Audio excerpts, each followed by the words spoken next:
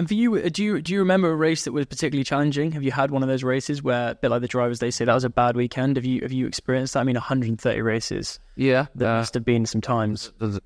Immediately, there was the Thursday of the 2017 Bahrain GP. It was 44 degrees.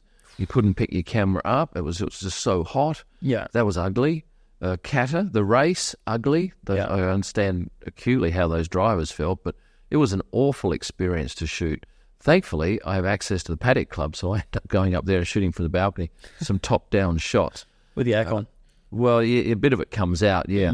But I was so close to getting that world record pit stop. I got the one before Orlando's, but not the second one, which he set the record. Others, no, there'd be others, and certainly, I think if I had 5 or 6 lousy days in a row, I could easily just throw the whole thing in. But really? I've never had any more than 1 or 2.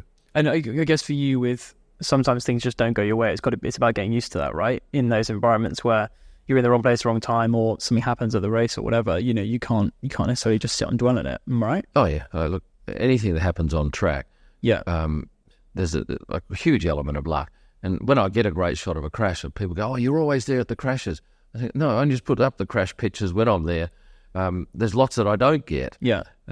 Because it's such a big track. Most tracks are big that you're unlikely to get it. But the other day in Monaco, when Perez came off up the hill, that was amazing because he'd gone past me and I turned away because there's this vortex of dirt and crap that comes after the field goes past. And I'm looking at my pictures about to transmit one, and then I see a guy run past me and I look at a marshal, and then I look at the red flag and I go, oh. So I just grab my cameras and I run because I figure there's something's happened. Boy, did something happen. This is when he went into the 2 Hasses, right? Yeah. And when they came past, because I'm shooting through a window, I noticed that there was a car. I didn't at the time know which car it was. I thought, oh, that shouldn't be out here. That's way close here. So I pulled back. But obviously, can you really tell that from being your? Oh yeah, because you know where they should be. Yeah, you know that they should be on the other side of the road. Right. And they wasn't. They weren't. They were right out maybe 2 meters from where I was. That was a big one.